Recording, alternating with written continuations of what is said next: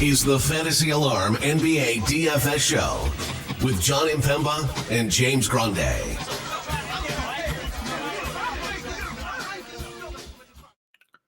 What's going on, everybody? Jon Impemba here with James Grande. Welcome to the Fantasy Alarm NBA DFS Playbook Preview Show. It is a Tuesday 3-game main slate starting at 7:30 p.m. Eastern Time. Late night hammer, 10 p.m. Eastern. Thunder, Clippers close out the day. Denver, Philly open the show. And then in between, Sacramento against Phoenix here. So some Western Conference teams primarily filling out this slate with Philadelphia there at home kicking us off. Those of you who are tuning in, click that like button. Subscribe to the channel if you haven't done so already. Never miss a show when we go live here on the Fantasy Alarm YouTube page. James, my buddy, how are we doing? Doing well. We've spent the last few minutes here, not a few minutes, but getting the stresses out about Monday slate on to Cincinnati, aka Tuesday slate, which is an interesting slate in its own right, because we got word first from Philly, head coach Nick Nurse, after Joel Embiid went 40-10 and had 20 free throws in 3 quarters. Nick Nurse said, "Yeah, Joel should be good to play on Thursday." So Denver went out and said, "You know what would be even better if we list every single one of our 5 starters as questionable." Unless they were fighting each other, I'm not sure how that would be possible. That all 5 of them were all injured at the same time, but alas, all 5 of them are listed. They all slept wrong on the plane, you know. Every single one of them, correct. So that is kind of an insane thing that we're dealing with here. At least they're the 7:30 game.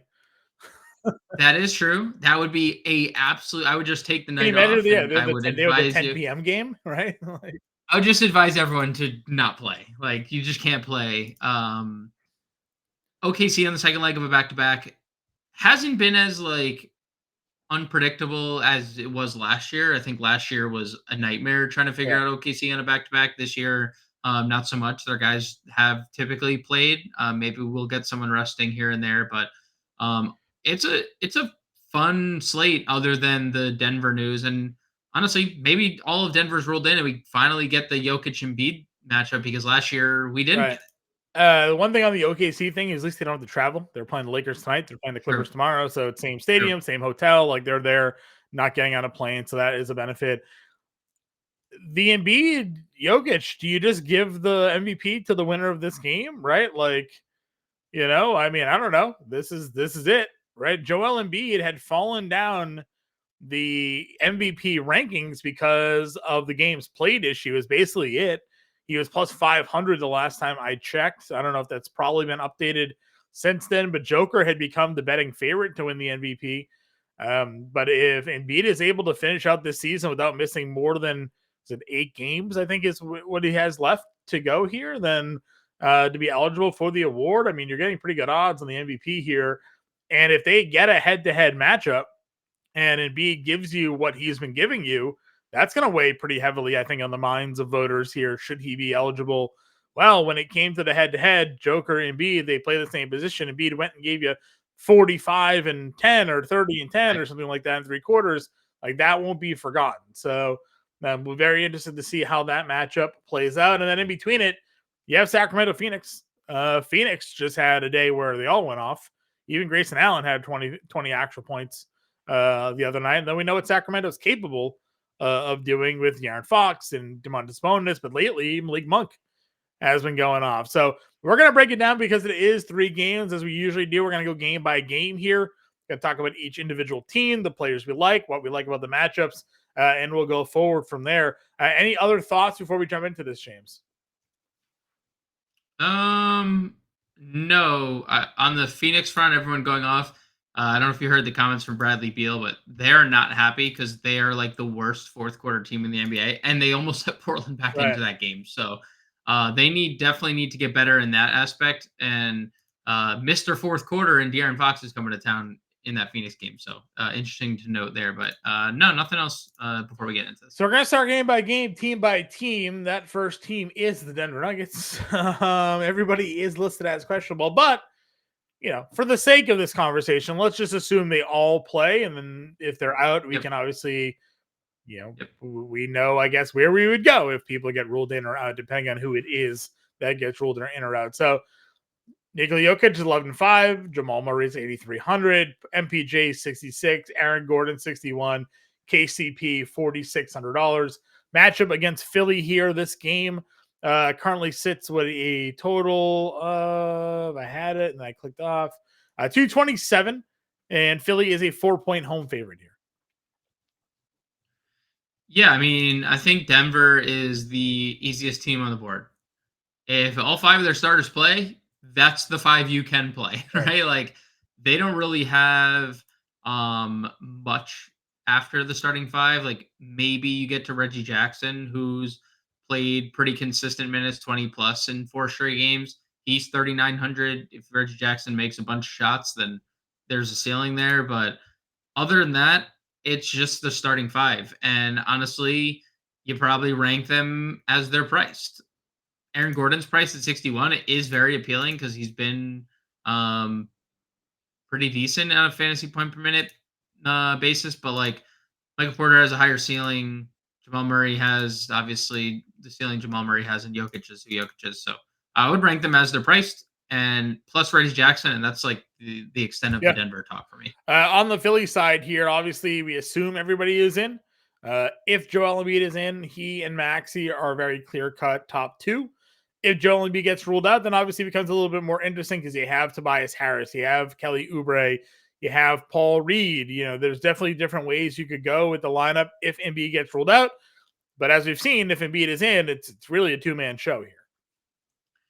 Yeah, I mean it really is, dude. 41 and this is another one. 41-10, and Houston again. We know Houston on the road. It was only 9. It was not a competitive game. That was a blowout. Embiid didn't play the 4th. Maxey did play 35 minutes. As the game gets a little closer, they kept Maxey in the game. But no one else really played. It is really a 2-man show. I will say no DeAnthony Melton. Definitely opened up some extra minutes for Patrick Beverley in this game. He was very good off the Philadelphia bench for a second straight game. 29 minutes, 29 fantasy points. He's now gone for 24 plus fantasy points in 3 of 4. He's playing a bunch of minutes over that span as well. The Atlanta game withstanding, 34-13 in Atlanta, but 27 and 29 minutes. So 27 plus minutes for Patrick Beverley in 3 of the last 4. That's appealing. And kind of when you're talking about minutes, same thing can be said about Nicholas Batum. They lifted the minutes limit on Batum. Dude, that production's been super consistent for Batum as well. Like, if you want 2 cheap values to go with your Embiid Maxey plays, look no further than Batum and Beverley. Yeah, obviously with Batum, it's an efficiency thing. He needs to hit his 4 shots, or else you're kind of falling off. The Beverley thing, I mean, I have a history of Patrick Beverley when it comes to the prop game. Like, some days he goes out there and he gives you 9 rebounds and 7 assists against Sacramento. You're like, where did that come from?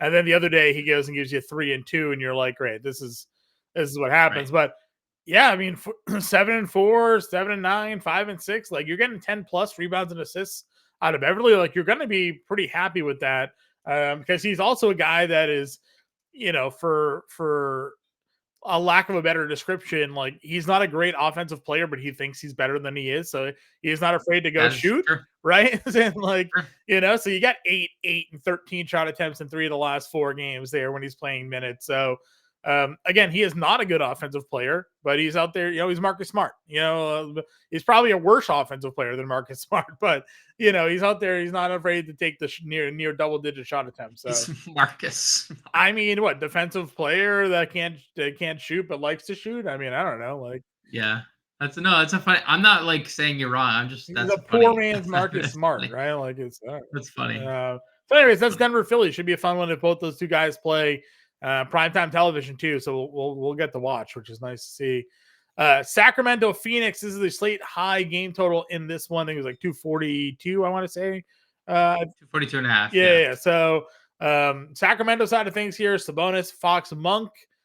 If Keegan Murray's in, obviously there's some potential for him there, given the way he had played prior to the hip injury. We saw Kevin Huerter the other day go absolutely nutty after, barely playing for a stretch, got re-entered into the starting lineup, looked a little bit better, played the 1 minute against Charlotte because he got hurt there.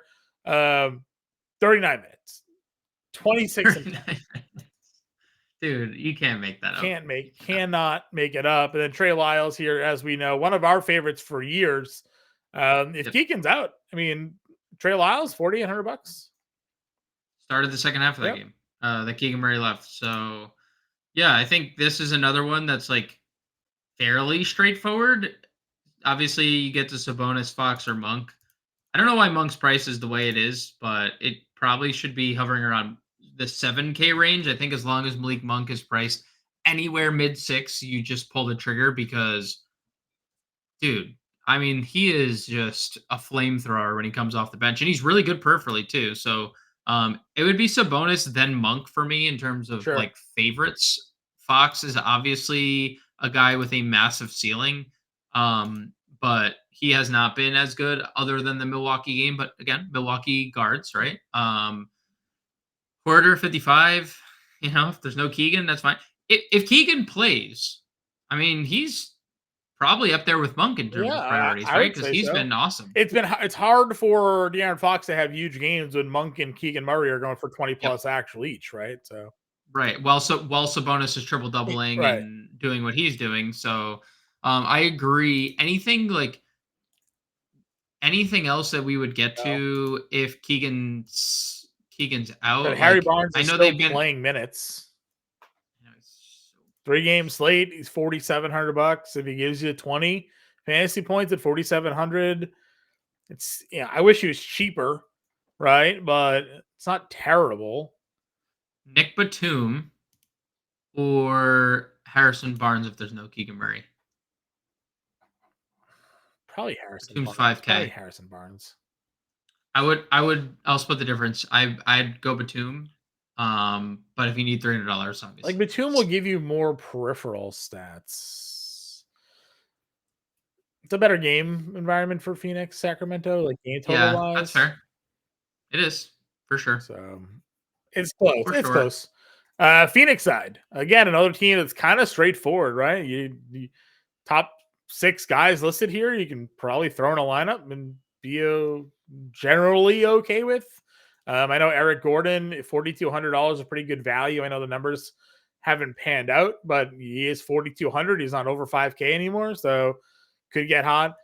I mean, I always talk about Grayson Allen. Like, I don't mind playing Grayson Allen. Now, again, I get it. Usage rate, shot attempts have gone down since the big 3 are there. Andy's $5,800, so a little bit tougher of a price point, but you think Sacramento could be certainly a good matchup for him. Beal at 74, probably the best value overall. Yes. The minutes have been great. The shot attempts. This is the Beal I thought we would see when he came here. Agreed. He's been really good. It was always like there's always going to be nights I think that Booker goes off, nights that Beal go off, nights that Kevin Durant go off.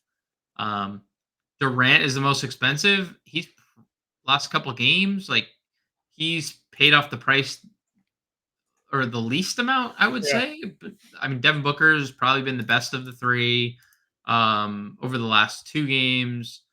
And Bradley Beal is obviously, like you said, the best discount. So, I'm okay getting any of them. I would prioritize Beal in this group, I think. Probably. Beal, Booker. I probably rank them in reverse order. Yeah. Because we're going to try to spend up for Embiid, probably, right? If he's in Embiid, or one of the 2 in that or game. SGA, I guess. When we get or SGA, yeah. That's a good point. Getting Beal at $7,400 is a pretty good value for those lineups. Interesting, and I'll just say this, and I don't know if it means anything, but I don't know if you saw SGA was listed as questionable with the knee. Do you remember we were talking about the knee? And I was like, I wish I had a sprained knee if I can go 37 and 7. Yeah. The final injury report said knee, and then there was a tweet from Underdog that said the shoulder, and I don't know if it was a missed tweet, but that I guess that's something to like. They fixed it. Yeah. They must have just messed up the tweet because they Okay. still have it up. Status alert: Shai Gilgeous-Alexander shoulder getting game time decision, and I was like confused. Like, did he get another injury? Is there now we're dealing with a knee and a shoulder? But you know, but yeah, we're getting to OKC right now. I didn't mean to skip ahead, but Yeah. No, I mean we didn't skip ahead. nothing else. There was nobody else. Chimezi Metu revenge. Chimezi Metu revenge narrative. Yeah, no, not all those people are out. There is people out. Bull. Yeah. What do you mean? Yeah. Thunder here. Thunder OKC versus the Los Angeles Clippers. Clippers are giving 236 game total here. Obviously, it is a back-to-back for the Thunder, so we'll have to see if somebody was to sit. But giving this team at face value that they generally just play their guys, you want to talk revenge narratives? We have Shai Gilgeous-Alexander against Clippers, who traded him to the Thunder for Paul George in a package. He went for 59 in his first meeting against this team here. Yeah, he's SGA. I felt like if you didn't go Embiid, like I feel like on this 3-game slate, I would be starting builds with Embiid, Monk, and Beal. But if you wanted to go SGA, Monk, and Beal, like that's perfectly okay. Yeah, I agree. I would say those two guys, SGA and Embiid, are probably the two guys that you would play in any matchup because they can score against literally anybody. Like it doesn't matter if it's a tough matchup. Like the Clippers are a good defensive team. It doesn't matter. And Denver is a good defensive team. Doesn't matter. So I agree. I would lean Embiid as well. I would lean Embiid as long as there's no limit. But I have no problem pivoting to SGA if that's it's $1,000 difference. So if you need to save $1,000, like that's perfectly great. Chet's here could have a matchup where Vika Zubac isn't in for the Clippers, so that's something to. He's out. He's already ruled out. Well, then there you go. So is that what Plumlee and Tice then? Plumlee and Tice. Yeah, Plumlee actually played the other day, which he was has been active, and he's only played sparingly, but he got extended the other day. They started Tice, so I assume feels like a good matchup for Chet.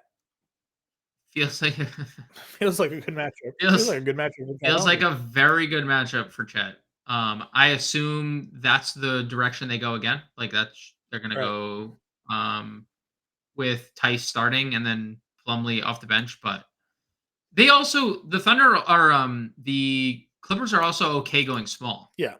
Weirdly enough. They will go small against teams. So you may see Tice start and you may see Plumlee come off the bench, and then they go Kawhi at the 5. Tice is a little bit of a small ball center, anyways, because he stretches the floor out a bit. But Chet plays that game, right? He's not afraid to play outside. So good spot. Obviously, Jalen Williams. The Giddy back-to-back is going to be infuriating because we just don't know what the minutes are going to be. But he started this game tonight off like gangbusters. He's a fantasy point per minute freak, but he's $6,800 now on a second night of a back-to-back. That feels a bit tight, but if someone's out, then maybe there's more interest. Yeah, I mean, it's hard. I would say it's overall hard to talk about the anything outside of the big 3 for the Clippers or the Thunder until we know more, right? Because, like you said, getting on a back-to-back impossible. Dort 54, that's nah. And then even the guys like Isaiah Joe's priced up. Cason Wallace for no reason is $5K. That's just them getting ahead of maybe SGA sitting it for that pricing. So I don't have a lot of interest in anything other than maybe something to note here, John. They do like to go small when there is a non-traditional big on the up. Sure.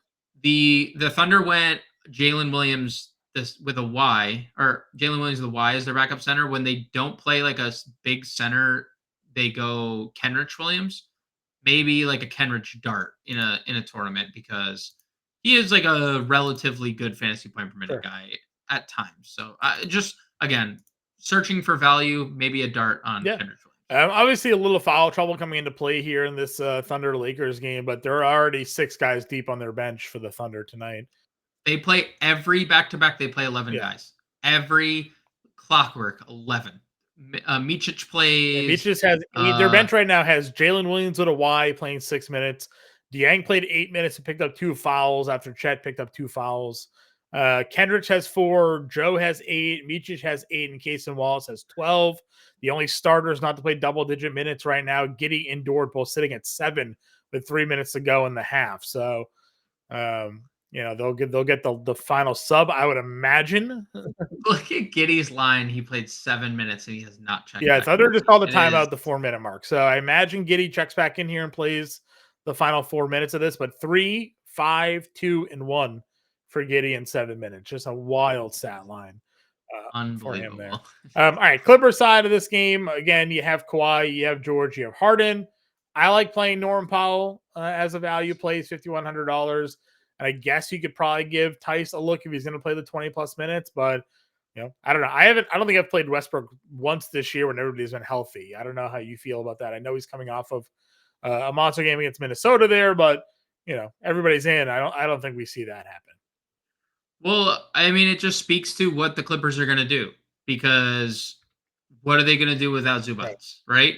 They went the big 3 plus Westbrook plus Norm. Yep. That was what they did, because Norm was unconscious, 6 of 9 from 3. I actually played him on this slate, and he was really good. No peripheral stats, but when you're 9 for 12 and 6 for 9 from 3, it doesn't matter. If the Clippers elect to go small, dude, Jalen Williams is a 6'7" power forward. Yep. And Chet is a big, 6'10" athletic center. He's 7'2". He's 7'2" athletic, and that, obviously could present a problem. But it's kind of like what we talked about with, Utah. And Utah, spacing the floor. They're, taking, their centers off the floor, and they're just spacing, and they're just scoring. Maybe that's something that happens here, right? And I don't know. I feel like it's tough to bank on the 13 assists in 29 minutes for Westbrook there, but I mean, sure, he did against Minnesota, which we consider to be a tough matchup. So I guess I can see past the getting to him. I don't think Westbrook is if I make a solo lineup, finds his way in there. I'd rather play Norm, but maybe I'm off on that. Maybe I just the idea that we're going to get repeatable performances from Westbrook here when he hasn't been playing a lot, hasn't really been all that good at times this year. I don't know. He and I wonder if it had something to do with the blowout. He almost triple-doubled against OKC. 12-23 or 12. What was the date on that? 12. What was the date of the OKC game? 12-21. 12-21. 115, 130. They lost by 30, by 15 in that game. So he didn't close. 15, 13, and 4 for him in that game. He played a lot off the bench. A lot. They just play him when, they're just comfortable playing him when he gets going, and that's kind of tournament play for 3 games. Yeah, tournament play for 3 games for sure. All right, let's build a lineup here. I said I wanted to go Embiid. I imagine you're not arguing with me on that one. No. Okay, so we'll go Embiid. Let's see what we can do with Embiid, Monk, and Beal lineup that I mentioned here. Where is he? There we go. I have to play Tice or Beverly. Tice is 44. Trey Lyles at 48. Who's going to play regardless, but 48 is not the best, but we can. It's fine. Point guard here. You not want to play Beverly? Oh, we can play Beverly. That's fine. It gets us two guys there. Small forward, 5,400. Norm. Yep. 58 forward. With 2 of them? You like? No, just click. I was gonna say click Grayson. I know you want to. Well, I mean, I don't mind it. I don't mind that move. If we went the SGA way, we obviously have a little bit more cash. We can go Tice here, SGA, and that goes to $1,100, $6,800. It'd give us MPJ or I guess probably MPJ of this group, right? Yeah. Yep. So Beverly, Beal, Powell, Lyles, Tice, Monk, Porter, SGA. If we weren't going the Embiid route, if we go the Embiid route here, and obviously there's some maneuvers that could be made if you want to go about it. We have, what did I do wrong here? MPJ. That's what I did. 5150. Do we have like a more fair balance lineup build? Probably not. Grayson, and then we did 4,400, which was Tice. So just an example lineup for everybody. 3 games are going to be on the main slate. Sean Mitchell will be on your playbook. If you have any questions, get us in the Discord. Find us on Twitter. We'll be back live 5 o'clock Eastern time, breaking down everything that goes on throughout the day, the news, the happenings. Hopefully Denver will have everybody active for their game. But check the Discord. We'll be there. We'll talk to you later.